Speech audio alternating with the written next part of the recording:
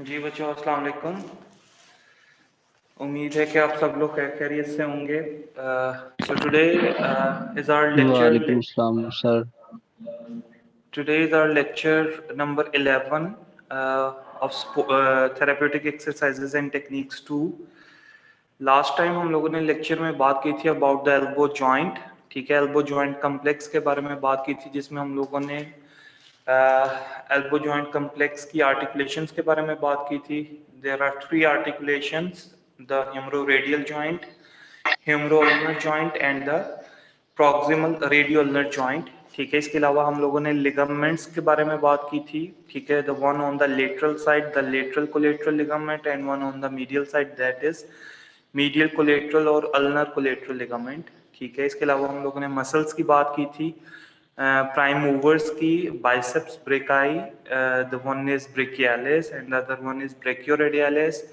और इसी तरीके से हम लोगों ने एल्बो एक्सटेंशन की बात की थी। The two of these muscles are triceps and the anconeus supinator muscles, biceps itself as well as supinator muscle and pronation, ठीक है, of the forearm that is achieved with the help of pronator teres and pronator quadratus। उसके बाद हम लोगों ने एक pathology discuss की थी, दैट इज मायोसाइटिस ओसिफिकेंस। ठीक है, और उसकी हम लोगों ने मैनेजमेंट की भी बात की थी कि किस तरीके से उसको मैनेज करना है।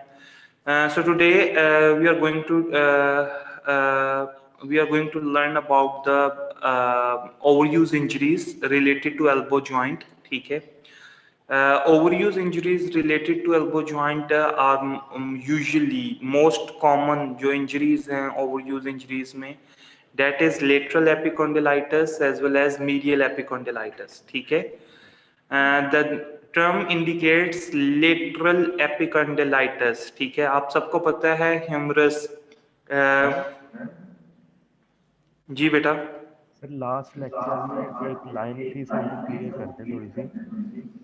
हाँ जी सर ह्यूमरो अल्नर जो आर्टिकुलेशन उसकी आर्थ्रोकाइनेमेटिक्स में सर लाइन थी, valgus angulation of the joint with elbow extension and varus angulation with the elbow flexion. Sir ये थोड़ी सी क्लियर कर दो। वेरस एंगुलेशन और वेल्गस एंगुलेशन। वेल्गस एंगुलेशन बेटा याद रखिएगा कि जब एल्बो जॉइंट इटसेल्फ मूव करे टुवर्ड्स द मिड लाइन, ठीक है, और आपकी जो डिस्टल फोर आर्म है, ठीक है, या डिस्टल रेडियोल्नर जॉइंट है, वो मिड लाइन से अवे मूव करे। ठीक है, लाइक दिस। जब मैं एल्बो एक्सटेंड कर रहा हूँ, ठीक है, तो इट इज लाइक दिस। ठीक है, कि मेरी जो एल्बो है, एल्बो जॉइंट है, it is nearer to the mid line, ठीक है, ऑफ द बॉडी।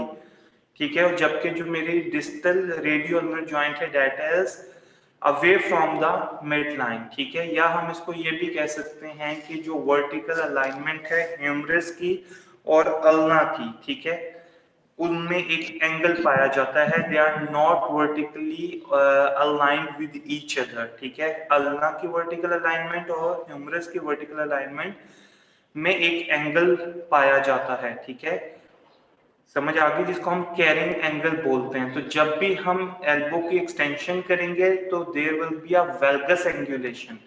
वेल्गस एंगुलेशन का मतलब क्या है कि एल्बो जॉइंट करीब होगा मिड लाइन से और डिस्टल रेडियोल्नर जॉइंट दूर होगा। वेरस एंगुलेशन का मतलब क्या है कि अब आपका जो डिस्टल रेडियोल्नर जॉइंट है, it will be closer to the mid line, ठीक है, जस्ट लाइक दिस, और जो एल्बो जॉइंट है, it will be away from the mid line. Thank you sir. ठीक है, so that is varus angulation with elbow flexion. ठीक है, now lateral epicondylitis. ठीक है, the most common overuse injury at the elbow joint. ठीक है, इसकी थोड़ी सी मैं आप लोगों को ब्रीफ से इंट्रोडक्शन दे दूं। Where the lateral epicondyle is present. अगर हम बात कर रहे थे लास्ट टाइम कि जी ह्यूमरो रेडियल जॉइंट की या ह्यूमरो अल्नर जॉइंट की, तो हमने बात की थी कि ह्यूमरस के पास डिस्टली दो कन्वेक्स आर्टिकुलर सरफेसेस हैं। एक का नाम है trochlea on the medial side और एक का नाम है कैपिचुलम।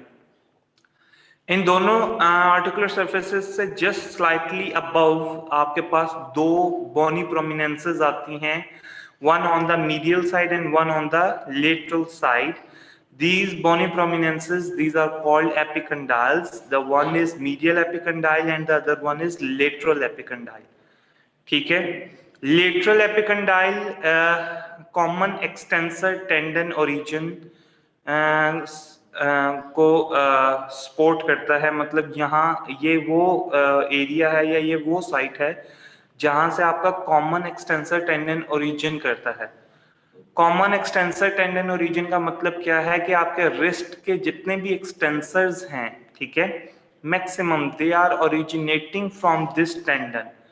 कॉमन एक्सटेंसर टेंडन मतलब एक टेंडन है और उसमें से मल्टीपल आपके क्या ओरिजिनेट करें, extensors of the wrist originate कर रहे हैं। That's why this is called common extensor tendon origin, this lateral epicondyle.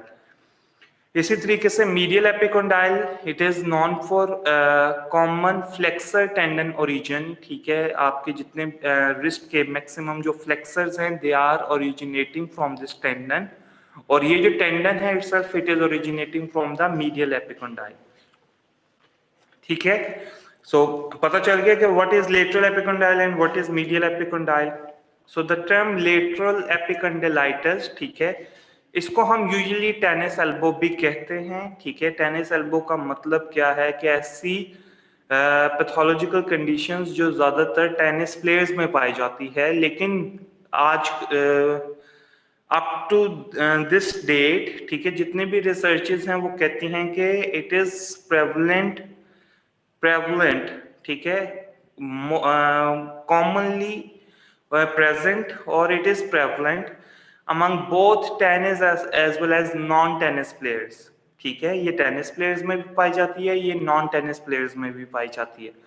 ठीक है, बल्कि वो कहते हैं कि ज्यादातर कॉमन नॉन टेनिस प्लेयर्स में है। ठीक है, सो इसको हम टेनिस एल्बो भी कहते हैं फॉर्मरली। ठीक है, पुराने वक्तों के वजह से कि इसको लेटरल एपिकॉन्डाइलिटिस को टेनिस एल्बो भी कहा जाता है। क्यों? क्योंकि ये टेनिस प्लेयर्स में ज्यादा पाई जाती थी, लेकिन अब जो रिसर्च है वो क्या कहती है कि it is common in non tennis players as well as in tennis players. Non tennis players में it is more common as compare to tennis players. ठीक है, so the term indicate epicondylitis. ठीक है, एपिकॉन्डाइल की inflammation हो जाना, that is lateral epicondylitis. Actually इसमें जो बोन है आपकी, ठीक है, या जो लेटरल एपिकॉन्डाइल है, जो बोन का पोर्शन है, it is not getting inflamed. ठीक है, इसमें कोई इन्फ्लेमेशन नहीं होती। एक्चुअली जो इन्फ्लेमेशन होती है या जो टीयरिंग होती है, ठीक है, या जो डिजेनरेशन स्टार्ट होती है, वो होती है आपके उस टेंडन के अंदर जो इस जगह से ओरिजिनेट कर रहा है। बेटा इस चीज के डिफरेंस को याद रखना है, ये बहुत छोटी सी बात है लेकिन ये इंपॉर्टेंट है। लेटरल एपिकॉन्डाइलिटिस टर्म जो इंडिकेट कर रही है दैट इज के जी एपिकॉन्डाइल की इन्फ्लेमेशन है। ठीक है, but actually it is not the bone that is involved in inflammation, it is actually the common extensor tendon that is originating from this lateral epicondyle. ठीक है, तो इस कॉमन एक्सटेंसर टेंडन के अंदर जो भी डिजेनरेशन आ रही है, टीयरिंग आ रही है ड्यू टू ओवर यूजेज और ड्यू टू रेपिटेटिव यूजेज, ठीक है, that is called lateral epicondylitis. ठीक हो गया, यहां तक बात की समझ आ गई है ना। वो कहते हैं कि जो मोस्ट हाईएस्ट इंसिडेंस है वो किस इन मसल के अंदर है, कॉमन एक्सटेंसर टेंडन में। ठीक है, तो that is extensor carpi radialis brevis. ठीक है, ये जो मसल है इसके अंदर मोस्ट कॉमनली जो डिजेनरेशन हो रही है या जो इन्वॉल्वमेंट हो रही है वो इस मसल की है, that is extensor carpi radialis brevis. ठीक हो गया। अच्छा जी, ऐसी कौन सी एक्टिविटीज हैं जिनकी वजह से लेटरल एपिकॉन्डाइलिटिस हो सकता है, और ऐसी कौन सी एक्टिविटीज हैं, ठीक है, जिनकी वजह से आप पेशेंट के सिम्टम्स में प्रोवोकेशन आएगी या पेशेंट के सिम्टम्स एग्रेवेट कर जाएंगे। ठीक है, so one by one simply tennis players में बैक हैंड स्ट्रोक, ठीक है, लाइक दिस। ठीक है, ये बैक हैंड स्ट्रोक, ठीक है, आप सबको नजर आ रहा है बैक हैंड स्ट्रोक। ठीक है, this backhand stroke in tennis players, ठीक है, it can produce these symptoms as well as it can lead to lateral epicondylitis, ठीक है। the second one is ऐसी एक्टिविटीज जो सस्टेन्ड पोस्चर जिसमें रिक्वायर्ड होता है, फॉर एग्जाम्पल आपका कंप्यूटर वर्क, कीबोर्ड के ऊपर वर्किंग, ठीक है, उसमें आपका सस्टेन्ड और रेपिटेटिव एक्टिविटीज इन्वॉल्व होती हैं। रिस्ट या तो एक्सटेंडेड पोजीशन में रहती है कॉन्टिन्यूसली, ठीक है, या फिर रेपिटेटिवली एक्सटेंडेड पोजीशन में जाती है, ठीक है। these activities can lead to lateral epicondylitis as well as these activities can produce symptoms among patients, ठीक है, that complained of lateral epicondylitis, ठीक है। और इसके अलावा वो कहते हैं कि annular ligament, the ligament that actually holds the radial head, ठीक है, within its limits, ठीक है, this ligament get also stressed, ठीक है, as a result of this stressed, ठीक है, symptoms produce हो सकते हैं patients में with lateral epicondylitis। और ये ligament तब stress होता है जब आपकी प्रोनेशन जो है, ठीक है, आपके जो फोर आर्म की प्रोनेशन है, यूजुअली आप देखो ना जो मैकेनिज्म है, यूजुअली आपका फोर आर्म प्रोनेटेड पोजीशन में रहता है। जितना प्रोनेटेड पोजीशन में रहता है उतना ही इस लिगामेंट के ऊपर स्ट्रेस ज्यादा आ जाता है, जिस वजह से आपका एनुलर लिगामेंट जो है वो कॉन्टिन्यूस स्ट्रेच में रहने की वजह से पेन प्रोड्यूस करता है और सिम्टम्स को एग्रेवेट कर सकता है, ठीक हो गया। So these are the activities that can lead to lateral epicondylitis। इसके अलावा provocation test, ठीक है, these are important। There are almost three physical examination tests that can help you to diagnose lateral epicondylitis, ठीक है। The one is palpation, ठीक है, the first one is palpation। अब आपने लेटरल एपिकोंडाइल को palpate करना है, सिंपली एल्बो जॉइंट से ऊपर आपको जो सबसे पहले बोनी प्रोमिनेंस मिलेगी ऑन द लेटरल साइड, ठीक है, दैट इज लेटरल एपिकोंडाइल, ठीक हो गया। Medial epicondyle it is more prominent, ठीक है, but lateral epicondyle it is deep inside the muscle mass, ठीक है, so you have to palpate it deeply, ठीक है, या सिंपली एल्बो को एक्सटेंड करने के, एल्बो को फ्लेक्स करने के बाद लाइक दिस, ठीक है, आप फोर आर्म को प्रोनेटेड पोजीशन में ले जाओ, एल्बो को एक्सटेंड करने के बाद आपको यहाँ पर बोनी प्रोमिनेंस मिलेगी जस्ट एट द ओलेक्रेनिन प्रोसेस, ठीक है, ये जो आपको ओलेक्रेनिन प्रोसेस है, ठीक है, यहाँ पर आपको जो बोनी प्रोमिनेंस मिलेगी इसको हम लोग क्या बोलते हैं, ओलेक्रेनिन प्रोसेस के लेटरल साइड के ऊपर, डेट इज लेटरल एपिकोंडाइल, और जो मीडियल साइड के ऊपर मिलेगी डेट इज मीडियल एपिकोंडाइल, ठीक हो गया। सो तो वो कहते हैं कि सबसे पहली जो चीज है वो क्या है, पल्पेशन है। जब आप पल्पेट करोगे, ठीक है, तो पेशेंट को पेन होगी, ठीक है, या टेंडरनेस महसूस होगा, ठीक है।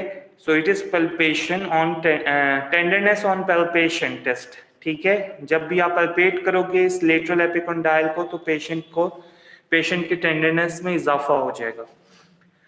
So the first actually physical examination test is जब आप क्या करते हो, कॉजन्स टेस्ट परफॉर्म करते हो, ठीक है। कॉजन टेस्ट क्या है कि आपने फोर आर्म को प्रोनेटेड पोजीशन में लेकर जाना है, एल्बो को एक्सटेंडेड पोजीशन में लेकर जाना है और रिस्ट की रेजिस्टेड एक्सटेंशन करवानी है, just like this, elbow extended, forearm pronated, wrist की आपने क्या करवानी है, रेजिस्टेड एक्सटेंशन करवानी है। This is called Cozen's test. जब भी आप रिस्ट की रेजिस्टेंस एक्सटेंशन करवाओगे तो पेशेंट को लेटरल एपिकोंडाइल के ऊपर पेन होगी, क्यों, क्योंकि कॉमन एक्सटेंसर टेंडन जो ओरिजिनेट कर रहा है, ठीक है, ये सारा वर्क उसका हो रहा है। जब आप रिस्ट को रेजिस्टिव एक्सरसाइज की तरफ लेकर जा रहे हो या रेजिस्टेंस की तरफ लेकर जा रहे हो रिस्ट एक्सटेंशन को, तो इसमें जो पेन होगी वो किसकी वजह से होगी, लेटरल एपिकोंडाइलिटिस की वजह से।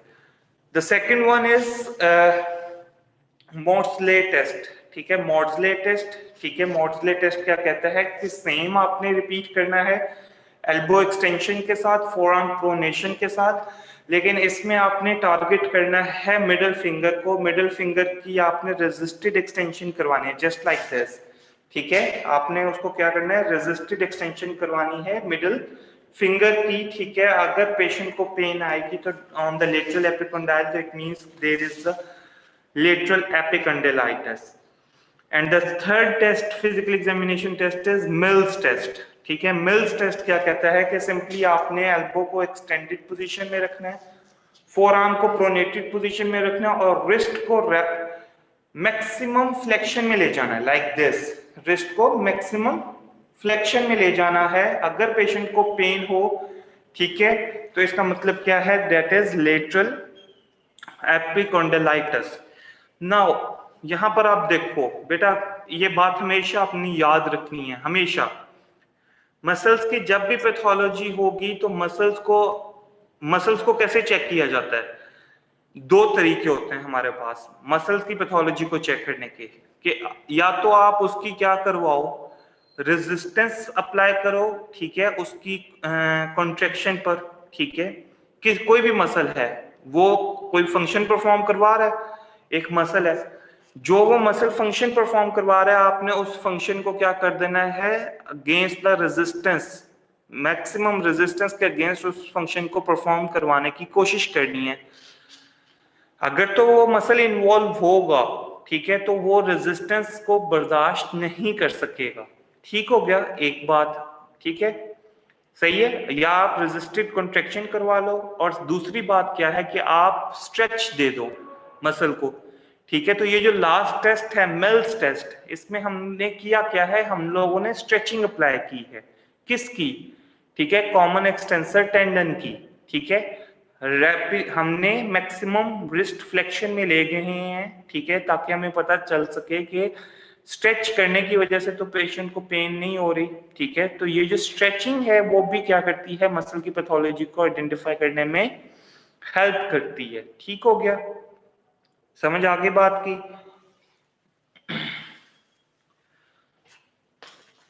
यहां पे उन्होंने दिखाया हुआ है कि this portion, this is the lateral epicondyle, ठीक है, और यहां पर यूजुअली एपिकॉन्डाइलिटिस स्टार्ट होता है, ठीक है। आप लोगों की स्क्रीन के ऊपर नजर आ रहा होगा।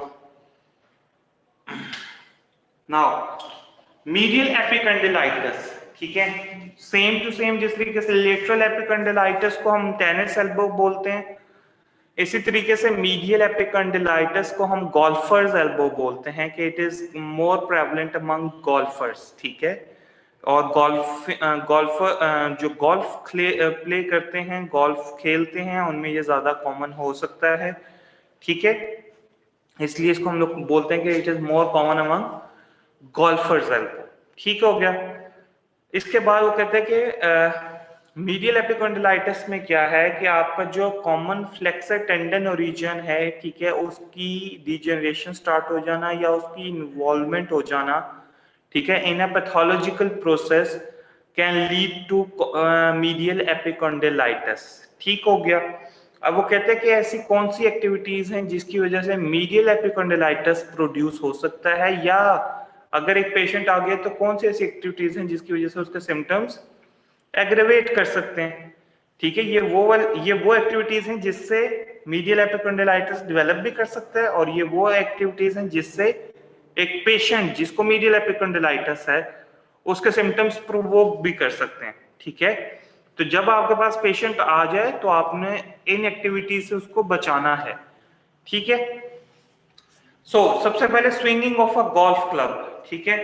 Now what is the mechanism swinging of the golf club, ठीक है। जब भी आप स्विंग करते हो गोल्फ क्लब को, सबसे इंपॉर्टेंट जो चीज है कि आपकी एल्बो के ऊपर, ठीक है, जितनी भी आपकी एल्बो है, it will remain in extended position, but there at the terminal swing phase of the golf, ठीक है, जो गोल्फर्स हैं वो रिस्ट के फ्लेक्सर्स को यूज करते हैं या रिस्ट फ्लेक्शन करते हैं just to increase their power, ठीक है, at the terminal swing phase. ये जो आपने स्विंग की लाइक दिस, ठीक है, और ऐसे स्विंग की है, तो टर्मिनल स्विंग फेज में आपकी जो रिस्ट है that is going to be flexed, ठीक है। और ये जो फ्लेक्शन की जाती है ये पावर को इंक्रीज करने के लिए की जाती है, हिट को बेहतर करने के लिए की जाती है, ठीक है, सही है। तो दैट्स व्हाई स्विंगिंग में, गोल्फ क्लब की स्विंगिंग में, ठीक है, इट कैन लीड टू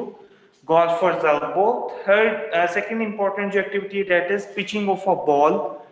अगर आप बॉल को पिच कर रहे हो फोर्सफुली, ठीक है, उसमें भी देखो जो फास्ट बॉलर्स होते हैं दे विल एक्चुअली क्या करते हैं eight the terminal phase of the swing, ठीक है, आर्म स्विंग करते हैं, आर्म स्विंग करने के बाद eight the terminal phase they will involve wrist flexion, ठीक है। ये जो रिस्ट फ्लेक्शन है the terminal swing phase while pitching a ball, ठीक है, वो बेसबॉल भी हो सकती है, वो क्रिकेट की बॉल भी हो सकती है, ठीक है। तो ये जो टर्मिनल स्विंग फेज में आपने रिस्ट फ्लेक्शन को यूज करना है, it can also lead to this medial epicondylitis, ठीक है। फिर वर्क रिलेटेड एक्टिविटीज हैं ग्रास्पिंग, ठीक है, किसी चीज को ग्रास्प करना, ठीक है, विद क्योंकि ऑब्वियसली ग्रास्पिंग में आपके रिस्ट फ्लेक्सर्स यूज होते हैं, ठीक है, लॉन्ग टेंडन्स यूज होते हैं फ्लेक्सर्स के, ठीक है। पेपर शफलिंग करना, ठीक है, पेपर को पकड़ना और शफल करना है, ठीक है। और the next one is heavy objects को लिफ्ट करना। ये वो एक्टिविटीज हैं जिसकी वजह से पेशेंट की सिम्टम्स प्रोड्यूस हो सकते हैं, ठीक हो गया। अच्छा, वो कहते हैं कि इसके साथ यूजुअली अल्नर न्यूरोपैथी के चांसेस बहुत ज्यादा होते हैं, क्योंकि यहाँ पे अल्नर नर्व जो है it is in close approximation with the medial epicondyle. अब ये जो आपका ओलेक्रेनिन प्रोसेस है और मीडियल एपिकंडाइल है, इसके दरमियान एक्चुअली एक ग्रूव है जो अल्नर नर्व के लिए बनाया गया है। इसमें जब भी आपकी मीडियल एपिकंडाइलिटिस होगा तो देयर इज अ चांस कि आपकी अल्नर नर्व इन्वॉल्व हो जाए और अल्नर न्यूरोपैथी के साइन एंड सिम्टम्स आना शुरू हो जाए, ठीक हो गया। अब वो कहते हैं पॉजिटिव टेस्ट, जिस तरीके से हम लोगों ने लेटरल एपिकंडाइलिटिस के पॉजिटिव टेस्ट किए थे इसी तरीके से मीडियल एपिकंडाइलिटिस के पॉजिटिव टेस्ट हैं। इसमें क्या करना है कि आपने रिस्ट की फ्लेक्शन को, ठीक है, अब आपने क्या करना है एल्बो को एक्सटेंडेड पोजीशन में रखना है, ठीक है, आपने जो आपकी फोर आर्म है इसको सुपिनेटेड पोजीशन में रखना है और रिस्ट को फ्लेक्स करना है। रिस्ट की फ्लेक्शन के वक्त आपने रिस्ट की फ्लेक्शन को रेजिस्ट करना है, ठीक है, रिस्ट फ्लेक्शन को रेजिस्ट कर। जी बेटा, ये टेस्ट जो है वो रिपीट कीजिए। समझ नहीं है बेटा क्या कह रहे हो? सर रिपीट कर दें। हाँ जी, मैं रिपीट करने लगा हूँ। आपने क्या करना है एल्बो एक्सटेंडेड पोजीशन में रखनी है, फोर आर्म सुपिनेटेड पोजीशन में रखनी है जस्ट लाइक दिस, और आपने रिस्ट को फ्लेक्शन में लेकर जाना है। पेशेंट ने रिस्ट को फ्लेक्शन में लेकर जाना है और आपने उस रिस्ट की फ्लेक्शन को क्या करना है रेजिस्ट करना है, ठीक है। इसमें पेशेंट को पेन हो सकती है मीडियल एपिकॉन्डाइल के एरिया पर, ठीक है। सेकंड इंपॉर्टेंट चीज क्या है कि आपने जिस तरीके से हम लोगों ने रिस्ट को फ्लेक्स कर दिया था इन लेटरल एपिकॉन्डाइलिटिस, मैक्सिमम फ्लेक्शन में लेकर गए थे, स्ट्रेचिंग में लेकर गए थे आपके कॉमन एक्सटेंसर टेंडन को, इसी तरीके से आपने क्या करना है एल्बो एक्सटेंडेड पोजीशन में रखनी है, फोर आर्म सुपिनेटेड पोजीशन में रखनी है और आपने क्या करना है अपने फिंगर्स समेत अपने रिस्ट को एक्सटेंशन में ले जाना है। This is a passive technique, ठीक है। इसमें पेशेंट का कोई जोर नहीं लग रहा, सिर्फ क्या कर रहा है एज अ फिजिकल थेरेपिस्ट क्या कर रहा है इसको किसकी तरफ लेकर जा रहा है रिस्ट एक्सटेंशन की तरफ लेकर जा रहा है। मैक्सिमम स्ट्रेचिंग कॉज कर रहा है किसकी कॉमन फ्लेक्सर टेंडन और रीजन की, ठीक है, जिसकी वजह से मीडियल एपिकंडाइलिटिस की पेन आपको फील होना शुरू हो जाएगी। और थर्ड जो है that is the tenderness on palpation, जिस तरीके से आपने लेटरल एपिकंडाइल को पल्पेट करते हुए टेंडर महसूस किया था इसी तरीके से आप मीडियल एपिकंडाइल को पल्पेट करते हुए टेंडर महसूस कर सकते हो। यहां तक बात की समझ आ गई है, ठीक है, कि what is the difference between lateral epicondylitis and medial epicondylitis, ठीक है। Now lateral epicondylitis it is more common as compare to medial epicondylitis, ठीक है। लेटरल एपिकंडाइलिटिस के चांसेस ज्यादा हैं as compare to medial epicondylitis, ठीक है। Now what will be the aetiology of symptoms. अब एक्चुअली सिम्टम्स प्रोड्यूस क्यों हो रहे हैं, ठीक है, सिम्टम्स के क्या कॉजेज हैं, ठीक है। अब वो कहते हैं कि ये जो रेपिटेटिव यूजेज है रिस्ट के, चाहे फ्लेक्सर्स का हो चाहे एक्सटेंसर्स का हो, अब यहाँ पर आके ये टॉपिक कंबाइन हो गया। It can be a lateral epicondylitis, it can be medial epicondylitis. अब ये कॉमन बात चलेगी दोनों में। वो कहते हैं कि सिम्टम्स क्यों प्रोड्यूस हो रहे हैं, रेपिटेटिव यूजेज की वजह से। जब भी आपका कोई मसल या आपका कोई टेंडन रेपिटेटिवली यूज हो रहा होता है अगेंस्ट द रेजिस्टेंस, ठीक है, तो आपके मसल की एक मेटाबॉलिक कैपेसिटी होती है, उस मेटाबॉलिक कैपेसिटी की बेस के ऊपर मसल उस रेजिस्टेंस के अगेंस्ट कंट्रैक्टाइल फोर्स प्रोड्यूस करता है, ठीक हो गया, सही है। अब लेट्स से मसल्स, मैं एक एग्जांपल देने लगा हूं, एक मसल ग्रुप है, उसकी मेटाबॉलिक कैपेसिटी ये है कि वो किसी भी रेजिस्टेंस के against 10 to 20 times contraction produce करेगा, ठीक है, this is it's metabolic capacity, ठीक है। लेकिन अगर रेपिटेटिव यूजेज हो मोर देन 20 और 30 और 40 और 50 टाइम्स अगर उसी मसल को यूज होना पड़े, ठीक है, उस रेजिस्टेड एक्सरसाइज के अगेंस्ट या कोई किसी भी एक्टिविटी में, ठीक है, उस मसल को यूज होना पड़े फॉर मोर देन 20 और 30 टाइम्स और more than it's metabolic capacity, तो फिर मसल क्या कर जाता है, एग्जॉस्ट हो जाता है, ठीक है, एग्जॉशन फेज आ जाती है, ठीक है, मसल फैटीग होना शुरू हो जाता है।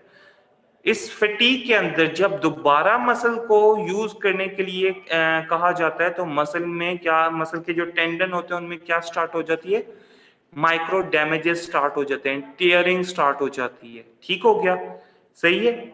ये जो टीयरिंग होती है, ठीक है, it can lead to epicondylitis, ठीक है, वेदर इट इज लेटरल और whether it is medial epicondylitis. ये तो हो गई ये रेपिटेटिव यूजेज की वजह से।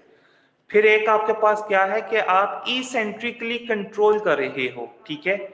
आप सबको पता है कंसेंट्रिक कंट्रैक्शन क्या है, ठीक है, कि जी आप कंसेंट्रिकली शॉर्टनिंग, मसल शॉर्टनिंग के थ्रू किसी एक्टिविटी को परफॉर्म कर रहे हो, that is concentric exercise.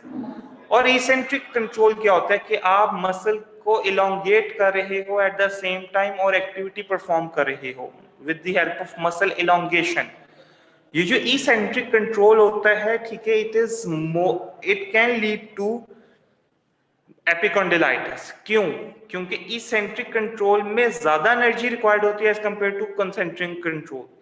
Eccentric control में डिलेड ऑनसेट मसल सोरनेस, ये पहले थेराप्यूटिक टाइप 1 की बात आ रही है। इसेंट्रिक में डिलेड ऑनसेट मसल सोरनेस के ज्यादा चांसेस हैं एज कंपेयर टू कंसेंट्रिक, ठीक है। सो दैट्स व्हाई जब भी मसल इलोंगेट करते हुए कोई एक्टिविटी परफॉर्म करेगा, it can lead to what it can lead to, it can lead to epicondylitis और overuse syndromes, ठीक हो गया, यहां तक बात की समझ आ गई। अब वो कहते हैं कि जो यूजुअली जो माइक्रो डैमेजेस हैं, ठीक है, वो मस्कुलोटेंडिनियस जंक्शन में होते हैं, ठीक है, और जैसे जैसे ये माइक्रो डैमेज हो रहा होता है वैसे उतनी फास्टली आपकी हीलिंग नहीं होती, ठीक है, सही है। अब वो कहते हैं कि एक्चुअली होता क्या है कि जैसे ही पहला माइक्रो डैमेज हुआ, ठीक है, पेशेंट जो इंडिविजुअल होता है उसको ये इतना फर्क नहीं पड़ता, उसको लगता है कि लेट से कि जी किसी वजह से या मैंने एग्जॉशन बहुत ज्यादा कर ली थी इस वजह से मुझे पेन हुई है, with the passage of time वो ठीक हो जाएगी। वो माइक्रो डैमेज हुआ होता है, पेशेंट कल नेक्स्ट डे फिर वही एक्टिविटीज परफॉर्म करता है, वो माइक्रो डैमेज ने जो हील होना था वो वापस दोबारा क्या हो जाता है, डैमेज हो जाता है। वहां पर जितनी हीलिंग हुई होती है, ठीक है, जो हीलिंग स्टार्ट हुई होती है वो दोबारा से क्या हो जाती है, रप्चर हो जाती है, ठीक है, हीलिंग दोबारा से स्टार्ट करवाना पड़ती है। तो इसी तरीके से ये साइकिल स्टार्ट रहता है यहां तक कि क्रॉनिक इन्फ्लेमेटरी स्टेज आ जाती है, ठीक है। क्रॉनिक इन्फ्लेमेटरी स्टेज में अब क्या होता है कि डिजेनरेशन स्टार्ट हो जाती है टेंडन की, ठीक है। जब भी एक्यूट से सब एक्यूट और क्रॉनिक इन्फ्लेमेशन की तरफ चली जाए कोई चीज, तो इट मींस कि क्रॉनिक इन्फ्लेमेशन में क्या होगी, डिजेनरेशन स्टार्ट हो जाएगी, ठीक है। एक्यूट स्टेज में तो क्या होता है कि जो सॉफ्ट टिश्यू होता है वो चाहता है कि वो जल्द से जल्द रिपेयर करे अपने आप को और अपनी मसल की अपनी जो पावर है, अपनी जो स्ट्रेंथ है, इंड्योरेंस है, उसको मेंटेन करके रखे। लेकिन जब आपकी क्रॉनिक स्टेज आती है कि इन्फ्लेमेशन की, तो उसमें जो सॉफ्ट टिश्यूज होते हैं, ठीक है, वो अपनी इंड्योरेंस को भी लूज कर देते हैं, अपनी स्ट्रेंथ को भी, अपनी पावर को भी।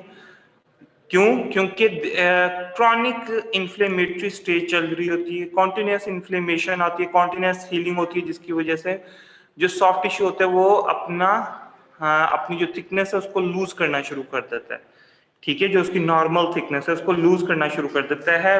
वैसे क्रॉनिक इन्फ्लेमेटरी स्टेज में जो उसकी थिकनेस होती है वो नॉर्मल से ज्यादा होना शुरू हो जाती है ड्यू टू फाइब्रस टिश्यू, ठीक है। जो फाइब्रस टिश्यू वहां पर आ रहा है हीलिंग के वजह से, उसकी वजह से थिकनेस ज्यादा हो जाती है, लेकिन एक्चुअली जो उसके जो फाइबर्स की थिकनेस है वो क्या हो जाती है, कम हो जाती है, ठीक है, जिसकी वजह से उसमें स्ट्रेंथ का भी लॉस आ जाता है, पावर का भी और इंड्योरेंस का भी। ठीक हो गया? वो कहते हैं इसी तरीके से आपकी जो स्कार टिश्यू है वो बनता है और रप्चर होता जाता है। द लास्ट वन इज के दिस प्रॉब्लम इज रिकरेंट, ठीक है। अगर पेशेंट ने पहली दफा में जब पेशेंट के लेटरल एपिकॉन्डिलाइटिस के ऊपर या मीडियल एपिकॉन्डिलाइटिस स्टार्ट हुआ है और पेशेंट ने एक रेस्ट ले लिया है, ठीक है, आप सबको पता है कि इंडिविजुअल इतना ज्यादा रेस्ट नहीं ले सकता, ठीक है, to just because of its his और हर नेचर, ठीक है। ये शायद एज अ डॉक्टर हम उनको इतना अच्छा प्रिस्क्राइब नहीं कर पाते, ठीक है। तो इंडिविजुअल क्या करता है कि after debt management of 2 weeks और 4 वीक्स, ठीक है, पेशेंट दोबारा उन्हीं एक्टिविटीज की तरफ दोबारा चला जाता है, जिसकी वजह से रिकरेंट प्रॉब्लम्स आपको नजर आती हैं। रिकरेंट प्रॉब्लम्स क्या नजर आती हैं? क्या 4 वीक्स के बाद जब पेशेंट रिटर्न करता है तो एक्चुअली रिहेबिलिटेशन उस 4 वीक्स में कंप्लीट नहीं हो सकती, जिसकी वजह से रिकरेंट प्रॉब्लम्स देखने को मिलती हैं, ठीक है। दोबारा से उसी टेंडन के रप्चर होने का चांसेस होता है, ठीक है, दोबारा से उसी टेंडन के इन्फ्लेम्ड होने का चांसेस होता है। ठीक हो गया?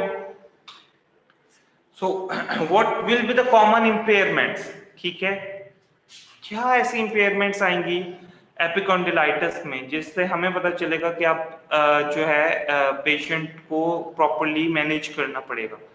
अच्छा, वो कहते हैं कि जो एल्बो में पेन होती है इट विल ग्रेजुअली इंक्रीजेस, ठीक है, whether it is at the lateral epicondyle और whether it is on the medial epicondyle, ठीक है। और पेन तब ज्यादा एग्रीवेट होती है जब पेशेंट जो होता है वो रेपिटेटिव या एक्टिविटी परफॉर्म करके आया हो। रेपिटेटिव एक्टिविटी ना भी हो, कोई भी एक्टिविटी परफॉर्म की हो उसने with the help of common extensor tendon और with the help of common flexor tendon, तो उसकी जो पेन होती है वो एग्रेवेट कर जाती है। ठीक हो गया? अब वो कहते हैं कि तब भी पेन होती है जब वो जो टेंडन होता है उसके ऊपर स्ट्रेच आता है, ठीक है, या फिर वो जो मसल है टेंडन के साथ वो कॉन्ट्रैक्ट करता है अगेंस्ट द रेजिस्टेंस। ठीक हो गया? इसके बाद वो कहता है जो ग्रिप है स्ट्रेंथ की, स्ट्रेंथ जो है ग्रिप की, ठीक है, ये जो ग्रिपिंग स्ट्रेंथ है मेरी वीक होना शुरू हो जाती है जस्ट बिकॉज ऑफ पेन, ठीक है। इसी तरीके से मसल पावर, स्ट्रेंथ और इंड्योरेंस भी कम होना शुरू हो जाती है, ठीक है। और आपको साइड के ऊपर जब आप पल्पेट करते हो तो आपको टेंडरनेस फील होती है। ठीक हो गया? Now what will be the common functional limitations? Functional limitations में आप वो कहते हैं कि ऐसी जितनी भी एक्टिविटीज हैं जिनमें आपकी रैकेट रिक्वायर्ड होता है, ठीक है, रैकेट की मूवमेंट जिसमें आपकी रिस्ट की फ्लेक्शन और एक्सटेंशन रिक्वायर्ड हो, वो एक्टिविटीज क्या कर दी जाती हैं, लिमिट कर दी जाती हैं, ठीक है। इसके अलावा कहता है कि ऐसी जितनी भी एक्टिविटीज हैं जिनमें आपके फोरआर्म या रिस्ट इन्वॉल्व हो, ठीक है।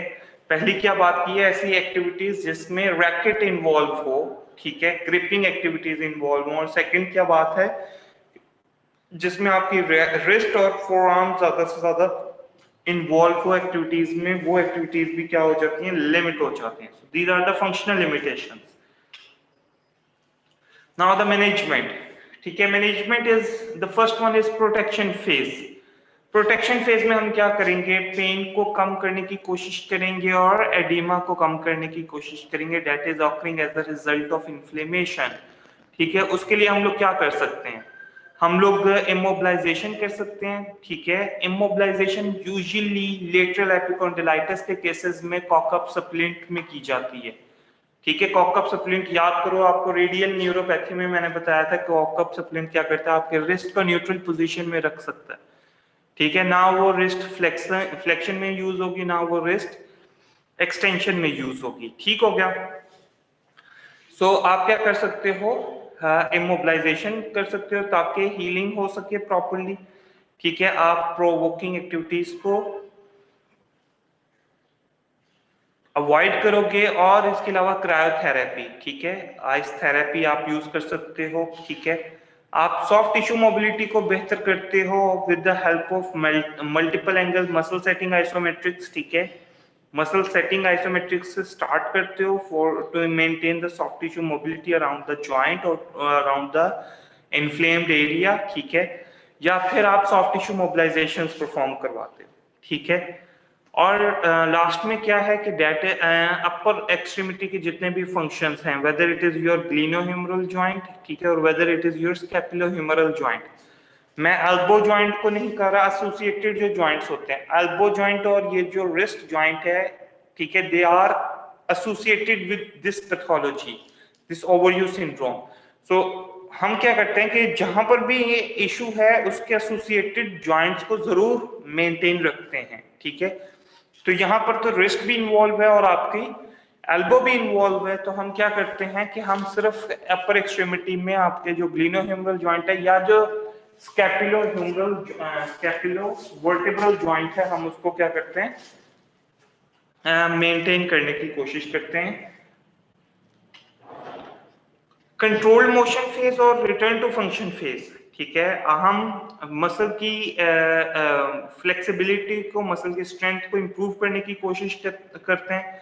फ्लेक्सिबिलिटी को कैसे इंप्रूव किया जाता है, with the help of stretchings. ठीक है, या फिर सॉफ्ट टिश्यू मोबिलाइजेशंस। ठीक है, और लास्ट में क्या है कि हम और सेकंड कि हम मसल की स्ट्रेंथ को बेहतर करने की कोशिश करते हैं या जॉइंट प्ले को बेहतर करने की कोशिश करते हैं।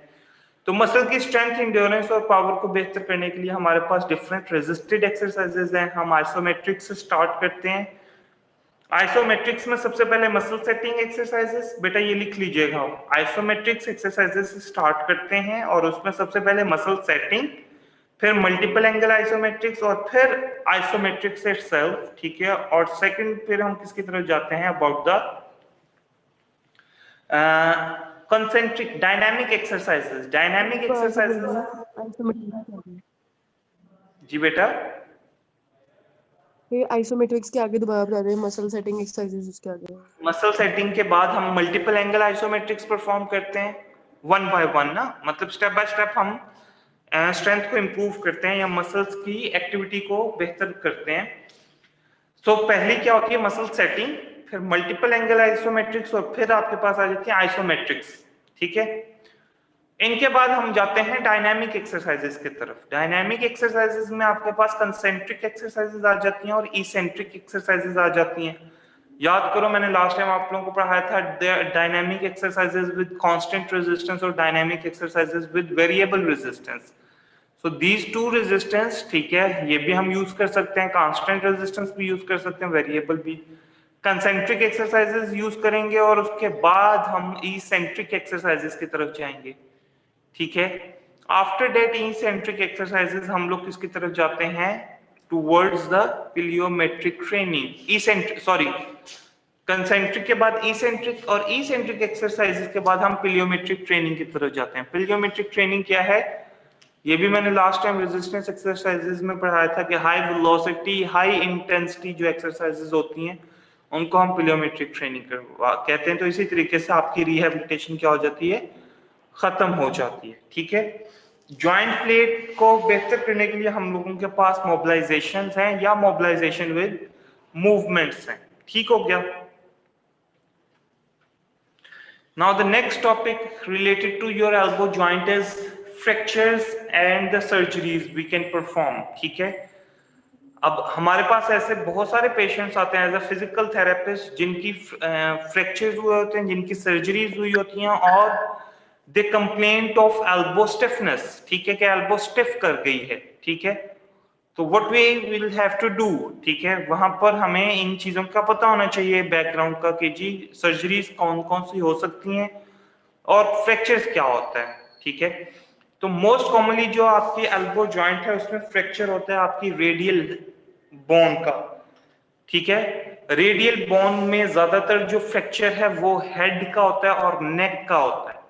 हेड ऑफ द रेडियस और नेक ऑफ रेडियस ये यूजुअली फ्रैक्चर होते हैं, ठीक है। और मैकेनिज्म क्या होता है कि जब पेशेंट आउटस्ट्रेच्ड हैंड के ऊपर लाइक दिस आउटस्ट्रेच्ड हैंड के ऊपर फॉल करे विद एल्बो एक्सटेंडेड, ठीक है, then there is a more tendency कि आपका जो रेडियस है हेड ऑफ रेडियस या नेक ऑफ रेडियस क्या हो जाए, फ्रैक्चर हो जाए, ठीक है। अब वो कहते हैं कि इस फ्रैक्चर के साथ साथ आपकी डिसलोकेशन भी हो सकती है रेडियस की, ठीक है। पोस्टीरियर डिसलोकेशन कॉमन होती है रेडियस की, ठीक है। और इसके अलावा अगर जो डिसलोकेशन हो गई है तो इट्स जो लिगामेंट्स होते हैं लेटरल साइड के उनकी भी इंजरीज हो जाती हैं, ठीक हो गया। अब वो कहते हैं कि हम कौन कौन सी सर्जरीज यूज कर सकते हैं, ठीक है।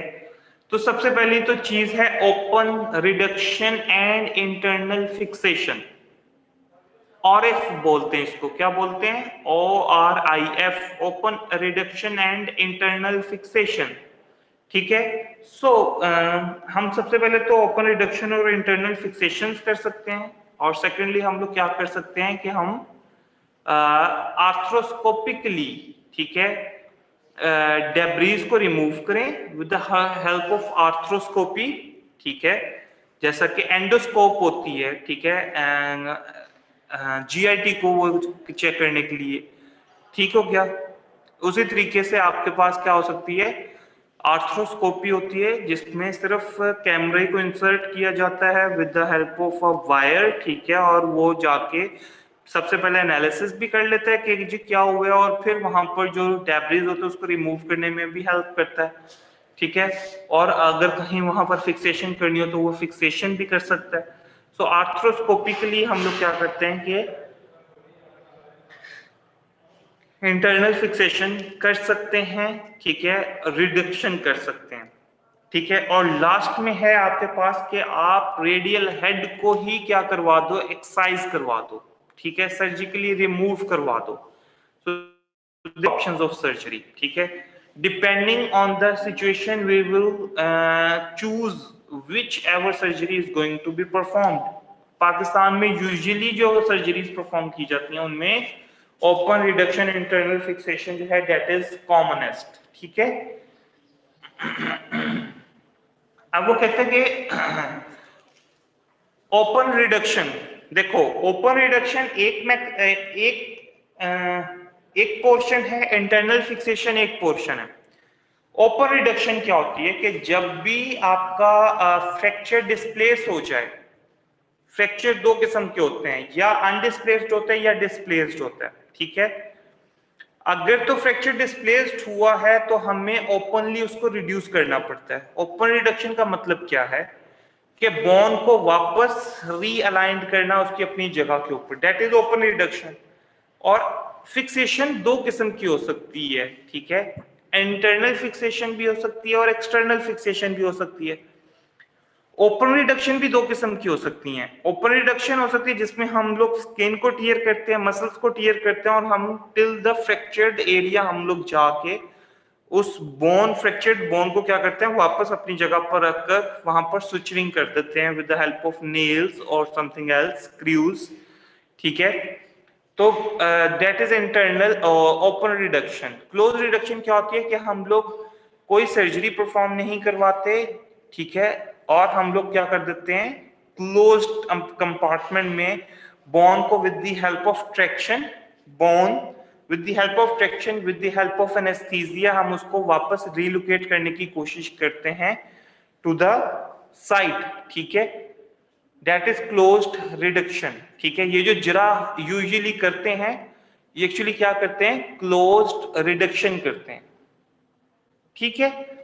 फिक्सेशन भी दो किस्म की हो सकती है, इंटरनल फिक्सेशन हो सकती है और एक्सटर्नल फिक्सेशन हो सकती है। इंटरनल फिक्सेशन होती है with the help of screws, with the help of nails, with the help of wires, ठीक है। मतलब बॉडी के अंदर ही वायर रख दी जाती है, बॉडी के अंदर ही आपका स्क्रू रख दिया जाता है, बॉडी के अंदर ही नेल्स रख दिए जाते हैं, ठीक है। या फिर हो सकती है एक्सटर्नल फिक्सेशन।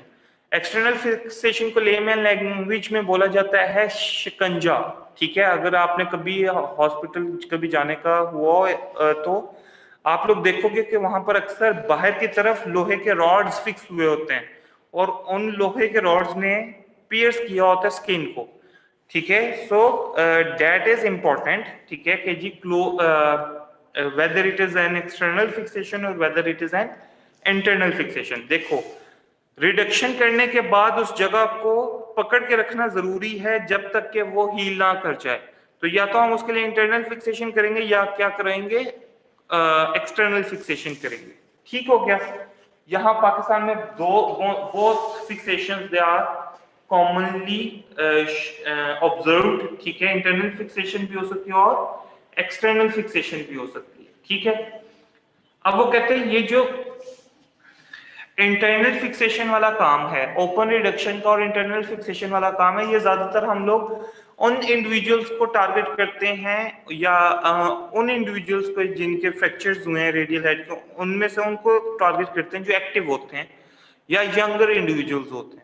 और ऐसे इंडिविजुअल्स को हम टारगेट करते हैं एक्सीजन के लिए, मतलब सर्जिकली उस रेडियल हेड को रिमूव कर देते हैं जो कि खुद ओल्ड एज हो, ठीक है, इतना ज्यादा एक्टिव ना हो, सेडेंटरी लाइफस्टाइल गुजारे, उनमें हम लोग सिंपली क्या करते हैं, रेडियल हेड को सर्जिकली रिमूव कर देते हैं, ठीक है। या फिर कम्युनिकेटेड फ्रैक्चर हो रेडियल हेड का, मतलब मोर देन 3 और 4 फ्रैगमेंट्स हो जो कि ओपन रिडक्शन और इंटरनल फिक्सेशन से ठीक ना हो सके, ठीक है, उनमें हम लोग क्या कर देते हैं, एक्सीजन कर देते हैं, ठीक है, सर्जिकली रिमूव कर देते हैं।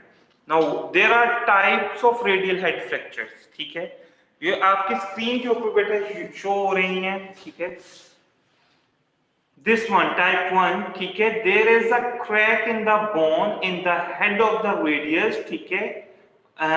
these both types, ठीक है, एक में आपके पास ओब्लीक क्रैक है और एक में आपके पास ट्रांसवर्स क्रैक है, ठीक है, अराउंड द होल नेक, ठीक है। ये आपके हेड को भी इन्वॉल्व कर रहा है और आपकी नेक को भी इन्वॉल्व कर रहा है ओब्लीक से, लेकिन यहाँ पर क्या है, कोई भी सेपरेशन नहीं है, ठीक है, दोनों फ्रैगमेंट्स के दरमियान। तो it is the mildest one, type 1। Type 2 में क्या है कि जब इन्हीं दो फ्रैक्चर्स के अंदर, ठीक है, एक क्या है आपका ओब्लीक सा फ्रैक्चर है और एक आपका ट्रांसवर्स फ्रैक्चर है, अगर इन्हीं दोनों फ्रैक्चर्स में आपके पास सेपरेशन आना शुरू हो जाए तो that can lead to type 2। Type 3 क्या है, कम्युनिकेटेड फ्रैक्चर है, अगर आपके रेडियल हेड का मल्टीपल फ्रैगमेंट्स हो जाएं या फिर आपका जो हेड है, ठीक है, वो डिस्प्लेस हो जाए with communicated fracture of the neck, head की कम्युनिकेटेड फ्रैक्चर हो जाना या फिर नेक का कम्युनिकेटेड फ्रैक्चर हो जाना, that can lead to type 3। Type 4 है, इसके फ्रैक्चर के साथ साथ क्या हो रहा है, डिसलोकेशन हो रही है, दिस इज अ फ्रैक्चर, और यहाँ पर फोर आर्म जो है वो डिसलोकेट कर गई है, ठीक है। जो रेडियस है उसमें जो ह्यूमरस की कैपिचुलम है और रेडियस की जो आर्टिकुलेशन है दैट इज डिसलोकेटेड, ठीक हो गया। These are the 4 types. Now, what are the advantages? जी बेटा। ये जो कम्युनिकेटेड फ्रैक्चर हुआ था रेडियल हेड का, तो सर वो अगर जो है वो हो जाता है तो फिर सर वो दोबारा से जब वो नया हेड बनेगा तो वो दोबारा वैसे ही बनेगा जैसे पुराना था या फिर कोई चेंजेस होंगे? नहीं बेटा, देखो, रीजनरेशन जो हो सकती है ना, रीजनरेशन वो बहुत ही हमारी लिमिटेड रीजनरेशन है, हमारी बोन रीजनरेट नहीं कर पाती। हमने जहां, फिर ये डिपेंड करता है कम्युनिकेटेड फ्रैक्चर हो गया तो सर्जन ने कितनी अच्छी सर्जरी की है। अगर तो सर्जन ने बहुत अच्छी सर्जरी की है तो फिर आपका रेडियल हेड बहुत अच्छा जुड़ सकता है, लेकिन अगर सर्जन ने मतलब काम बस किया है, ठीक है, अच्छा नहीं किया, तो फिर आपके पास क्या हो सकते हैं, ऐसे इश्यूज आ सकते हैं कि जिसमें आपकी जब आप नेक्स्ट एक्सरे करवाओ तो वहां पर क्या हो, मैल अलाइनमेंट हो, ठीक है, फ्रैक्चर फ्रेगमेंट्स की मैल अलाइनमेंट हो, या जो रेडियल हेड है उसकी अपनी शेप ही चेंज हो जाए। तो दीज आर पॉसिबल, ठीक है, कम्युनिटी फ्रैक्चर में ये पॉसिबल होती हैं कंडीशंस, ठीक है। डिपेंड किया जाता है कि कितनी अच्छी हीलिंग होती है और कितनी अच्छी सर्जरी की जाती है, ठीक है। Now, open reduction and internal fixation, they all have advantages as well as disadvantages, ठीक है। तो हम वन बाय वन देख लेते हैं कि एडवांटेजेस क्या हैं ओपन रिडक्शन के और इंटरनल फिक्सेशन के। ओपन रिडक्शन और इंटरनल फिक्सेशन में आपके पास सिंपल सी बात है कि आपने जब किसी चीज को ओपन करके देखना है, ठीक है, तो आप इजीली उसको ओपन करके देखोगे, उसमें ज्यादा चांसेस हैं कि आप उसको ज्यादा अच्छा जोड़ोगे, ठीक है, उस फ्रैक्चर फ्रेगमेंट्स को, उनमें ज्यादा अच्छी स्टेबिलिटी के चांसेस हैं। फिर अगर कोई लिगामेंट टीयर हो गया है तो वहां पर आप एसोसिएटेड लिगामेंट्स को भी क्या कर सकते हो, टारगेट कर सकते हो, ठीक है। और इसके अलावा वो कहते हैं कि ओपन रिडक्शन के बाद अर्ली मूवमेंट पॉसिबल हो सकती है, ठीक है।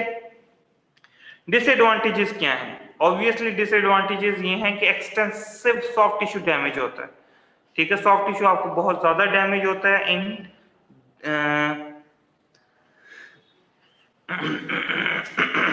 Open reduction and internal fixation, ठीक है।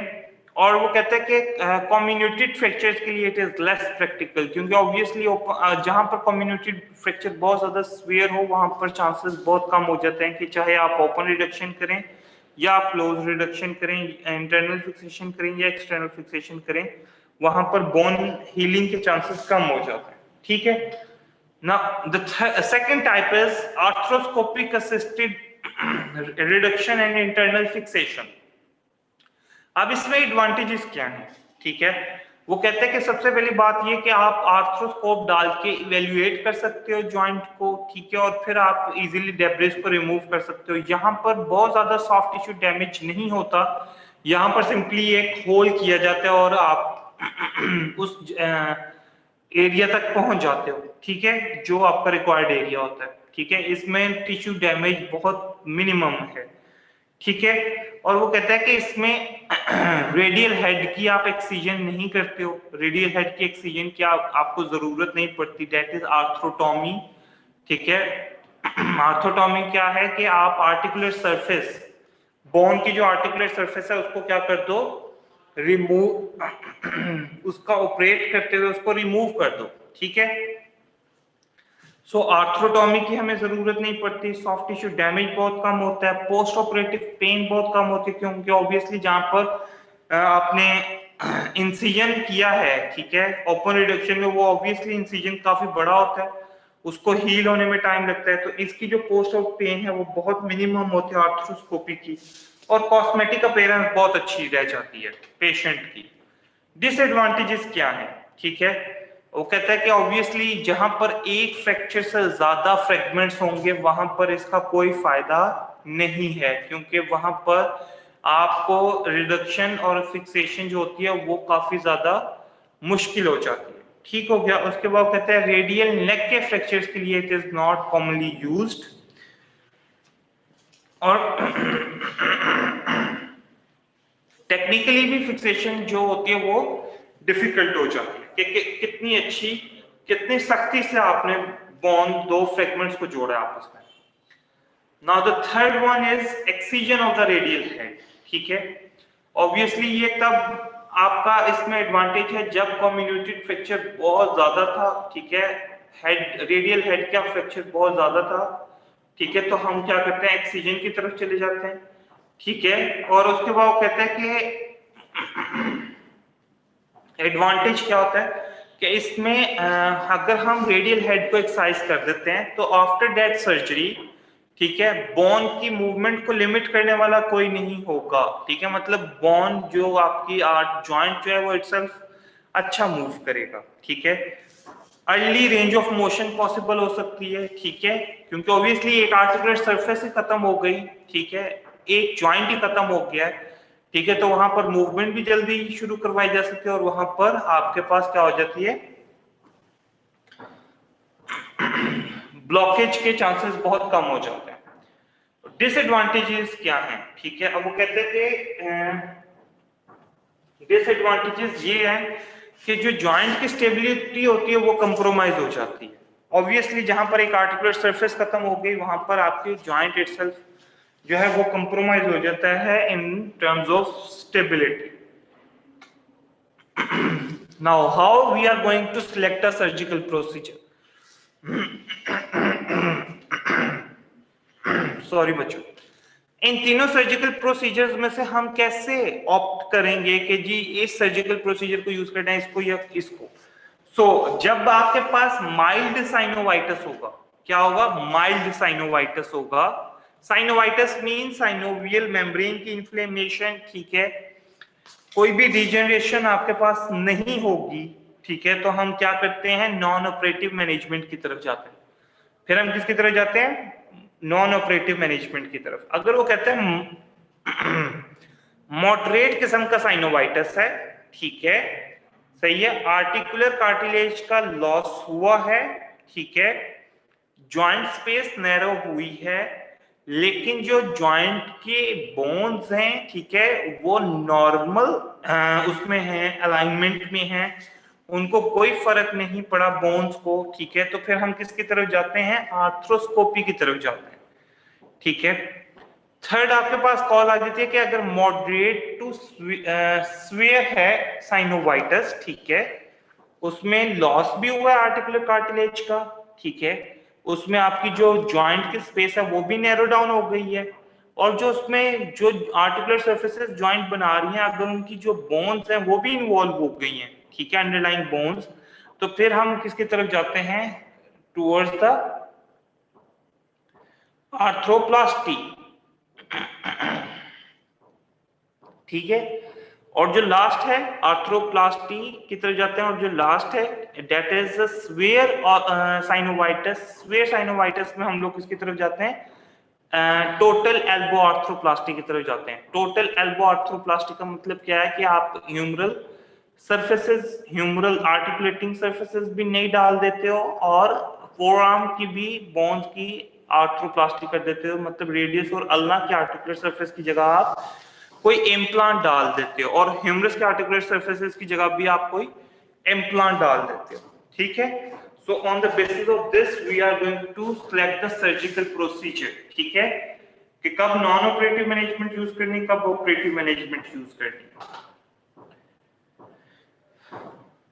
जी बेटा, यहां तक कोई क्वेश्चन है? किसी को बात की ना समझ आई है तो बताए।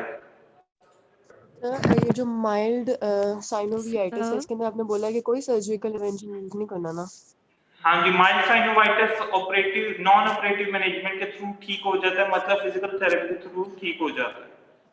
और सर जो मॉडरेट है उसके अंदर आपने बोला कि आर्थ्रो जो है वो स्कोपी यूज करेंगे, और सिवियर के अंदर आर्थ्रोप्लास्टी, यही बताया ना बस? हाँ जी, मॉडरेट टू स्वेयर के अंदर आर्थ्रोस्कोपी, सॉरी, मॉडरेट के अंदर हम आर्थ्रोस्कोपी, मॉडरेट टू स्वेयर के अंदर हम आर्थ्रोप्लास्टी। आर्थ्रोप्लास्टी का मतलब क्या होता है कि अब हम यहाँ पर क्या करेंगे? आर्टिकुलर सरफेसेस में से किसी एक आर्टिकुलर सरफेस को हम लोग शायद चेंज कर दें, मतलब कि हेमी आर्थ्रोप्लास्टी और टोटल एल्बो आर्थ्रोप्लास्टी। मॉडरेट से स्वेयर में हम हेमी आर्थ्रोप्लास्टी की तरफ जा सकते हैं, लेकिन मॉडरेट जो मोस्ट स्वेयर केसेस है उनमें हम टोटल आर्थ्रोप्लास्टी की तरफ जाते हैं। Okay, thank you sir. Sir जी बेटा। सर क्लोज रिडक्शन जो हम लोगों ने पढ़ा, उसके अंदर अगर कोई फ्रैक्चर हुआ है, हम लोग जस्ट उसी ट्रैक्शन के थ्रू नॉर्मल मतलब उसकी पोजीशन पे ला रहे हैं, लेकिन उसके अंदर हम लोग कोई फिक्सेशन वगैरह ऐसा तो कुछ कर नहीं रहे। अगर क्लोज रिडक्शन है तो वो इस तरीके से सॉर्ट आउट हो जाएगा? हाँ जी, हम पता क्या करते हैं बेटा, प्लास्टर ऑफ पेरिस लगाते हैं। आपने अक्सर देखे ना प्लास्टर लगाए हुए थे, या कफ डाला होता है, स्लिंग एंड कफ डाला होता है, इमोबिलाइज किया होता है। वो एक्चुअली यही किया होता है कि क्लोज रिडक्शन करने के बाद उसको इमोबिलाइज कर देते हैं। जब वो इमोबिलाइज होता है तो फिर उसकी मूवमेंट बेहतर होना शुरू, तब उसकी हीलिंग स्टार्ट हो जाती है, ठीक है। फिक्सेशन हम इस तरीके से कर देते हैं ना, हम फिक्सेशन उसकी इस तरीके से कर देते हैं कि उसको इमोबाइल कर देते हैं, ठीक है, जिसकी वजह से क्या होती है, आपकी हीलिंग स्टार्ट हो जाती है। जी बच्चे, एनी क्वेश्चंस? सर वालेकुम सर। जी मतियूर रहमान। सर आपने टीएमजी स्किप कर दिया है। टीएमजी टीएमजी यस सर, वो आपने स्किप कर दिया था, नहीं पढ़ाया लेक्चर 9 में। अच्छा ठीक है, वो मैं पढ़ा दूंगा। ठीक है सर। मुझे याद रहेगा इंशाल्लाह ताला, वो मैं पढ़ा दूंगा। ठीक है अस्सलाम वालेकुम सर। जी बेटा। वालेकुम अस्सलाम। सर हमने आपसे बात करनी थी कि आप क्विज दोबारा ले लें हमारा। बेटा सर आप बेशक लेक्चर बढ़ा दें और लेकिन हमारा ये जो आपने क्विज लिया है इसको as a mock quiz consider कर लें, मॉक टेस्ट। जी सर प्लीज। ठीक है बेटा, कंसीडर कर लेते हैं, no issue. Thank you so much sir. Sir हमें पता है आप रूल एंड रेगुलेशन की स्ट्रिक्ट है, लेकिन ये हमारी आपसे फर्स्ट और लास्ट फेवर है इस सेमेस्टर में। ठीक है बेटा। Thank you so much sir. Okay बेटा। जी बच्चों के एनी क्वेश्चंस? सर जी सर जब हमने इंटरनल फिक्सेशन यूज किए तो दोबारा रिमूव करते कि मतलब बाद में वो कोई इन्फेक्शन ना हो जाए। वो तो बेटा फिर ऑब्वियसली कोई कॉम्प्लिकेशन हो भी सकती है, मतलब अगर कहीं पर हमने स्क्रू डाला है तो वो स्क्रू ढीला भी हो जाता है, ऐसे भी केसेस होते हैं।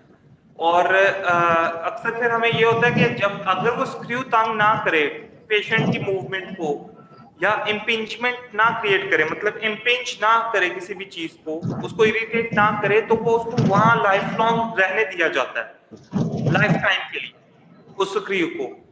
लेकिन अगर वो स्क्रू तंग करे तो फिर हम उसको रिमूव कर देते हैं। मतलब सर पेशेंट के ऊपर डिपेंड करता है इसको कुछ हो रहा है या नहीं हो रहा।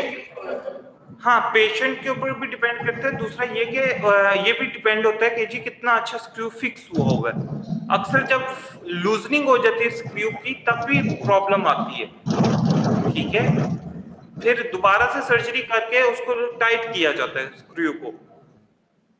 ठीक है सर, थैंक यू।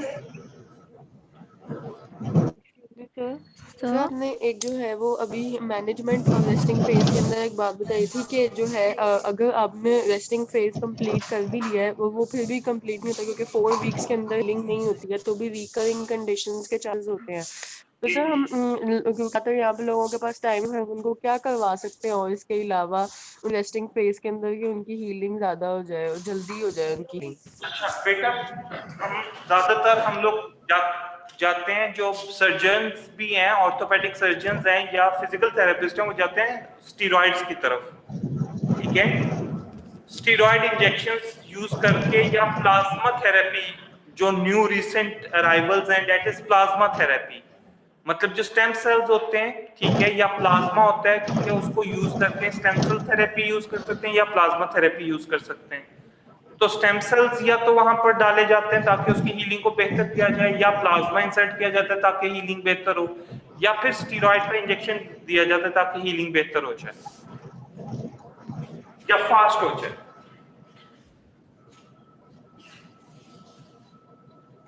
ठीक हो गया बच्चों? सर जी बेटा। सर लेटरल पेल्विक टिल्ट हमारे फ्रंटल प्लेन को किस तरीके से इफेक्ट करता है? लेटरल पेल्विक टिल्ट ही तो फ्रंटल आपके प्लेन को इफेक्ट करता है। देखो ना, लेटरल पेल्विक टिल्ट है लाइक दिस, ये pelvic tilt, lateral pelvic tilt है, ठीक है, तो ये जो मेरी फ्रंटल प्लेन की सिमेट्री है, अब आप मुझे साइड से देखोगे तो क्या मेरी फ्रंटल प्लेन की सिमेट्री ठीक है? सैजिटल प्लेन से तो शायद मैं बिल्कुल आपको सीधा नजर आऊं, सही नजर आऊं, ठीक है, मुझे कोई कहीं पे बम्प ना आपको कहीं फील हो, ठीक है, एक्सेसिव लॉर्डोसिस या काइफोसिस ना फील हो। लेकिन जब मैं पेल्विक को टिल्ट कर लेता हूं तो एक्चुअली क्या होती है, मेरी ये जो बेंडिंग्स हैं, अब मेरी स्पाइन क्या है, बेंड हो रही है एक साइड पे और एक साइड पे स्ट्रेच आ रहा है, ठीक है। इसी तरीके से मेरी जो हिप है इटसेल्फ, ठीक है, वो एक साइड पे एडक्शन में जा रही है, समझ आई, जिसके ऊपर मैंने वजन डाला हुआ, वेट बेरिंग की हुई है, ठीक है। और एक साइड पे मेरी पेल्विस लिफ्ट कर रही है। ऑब्वियसली ये जो पेल्विक शिफ्ट होती है, लेटरल पेल्विक टिल्ट होती है, ये ऑब्वियसली आपकी फ्रंटल प्लेन की सिमेट्री को ही इफेक्ट करती है। इसमें आपके साइड बेंडिंग्स आ जाती है ना ट्रंक की। सर अगर इस तरह का कोई यस, तो सबसे पहले हम लोग सिमेट्री देखेंगे, देन उनके मूवमेंट की तरफ जाएंगे। ऑब्वियसली सबसे पहले ऑब्जर्वेशन में हमें सिमेट्री को चेक करना पड़ता है, ठीक है। हमें दूर से आते ही बंदे का पता चल जाता है कि जी इस बच्चे में या इस बच्ची के अंदर ये इशू चल रहा है या इसको ये मसला हो सकता है। वो कहते हैं कि फिजिकल थेरेपिस्ट की ऑब्जर्वेशन फ्रॉम द टाइम के पेशेंट एंटर हो उसकी क्लिनिक में, वहां से उसकी ऑब्जर्वेशन स्टार्ट हो जाती है, ठीक है। तो सिमेट्री को ऑब्जर्व करना it is important. Sir hyperflexion, prolong hyperflexion में पेन क्यों होता है सर, उसका मैनेजमेंट क्या हो सकता है? समझिए किसकी हाइपरफ्लेक्शन? नी की सर, नी की हाइपरफ्लेक्शन में पेन क्यों होता है प्रोलॉन्ग हाइपरफ्लेक्शन के बाद, और सर उसका मैनेजमेंट सकता है? प्रोलॉन्ग हाइपरटेंशन ज्यादातर वो रुकू उसमें बैठे रहते हैं, मतलब नमाज पढ़ने के बाद। जी सर, वही वाली पोजीशन, अच्छा नी बेटा, फोल्डिंग आप उसे बोल सकते हैं। ठीक है, नी फोल्डिंग का हम यही कहते हैं कि क्योंकि अगर तो किसी ओल्ड एज इंडिविजुअल के अंदर है तो हम सिंपली कहते हैं कि ये एक्टिविटी से रुका जाए, इस एक्टिविटी को परफॉर्म ना किया जाए, ठीक है। और यहाँ पर बात आ जाती है, जरा मुश्किल है, क्योंकि एक्चुअली हम लोगों के जो हमारे जो बिलीफ हैं, लेट्स से इस्लामिक जो बिलीफ है, रिलीजियस बिलीफ है, तो हमें ऑब्वियसली हम चाहते हैं कि हम जितना इंडिपेंडेंट होकर नमाज पढ़ सके हम नमाज पढ़ें, ठीक है। तो हम अगर ऐसे किसी भी इंडिविजुअल को कहते हैं ना कि जी आप चेयर का इस्तेमाल कर लें, तो ऑब्वियसली वो फिर उतना अच्छा उनको वो फॉलो नहीं कर पाते, क्योंकि उनका एक अपना रिलीजियस बिलीफ है कि जी नहीं, मैं इंडिपेंडेंट होकर नमाज पढ़ना चाहता हूँ या चाहती हूँ। तो सबसे अच्छा तो तरीका यही होता है कि आप उनको क्या यूज करवा दो, चेयर यूज करवा दो, ठीक है। ये सबसे अच्छा तरीका है, पेन ठीक हो जाएगी। नहीं तो अगर ये कॉन्टिन्यूसली रहेगी ये पोजीशन, ठीक है, तो डे बाय डे ये एग्रेवेट हो जाएगी और स्वेयर हो जाएगी, यहाँ तक कि आर्थराइटिस स्टार्ट हो जाएगा।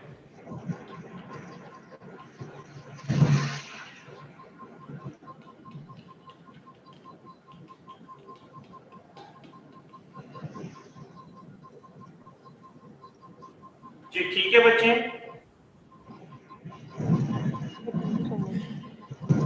ओके बेटा, अल्लाह हाफिज। जी अस्ता हबीब। सर अटेंडेंस नहीं होगी? नहीं बेटा, जा सकते हैं, मैंने अटेंडेंस यहाँ से नोट कर ली है। Okay sir.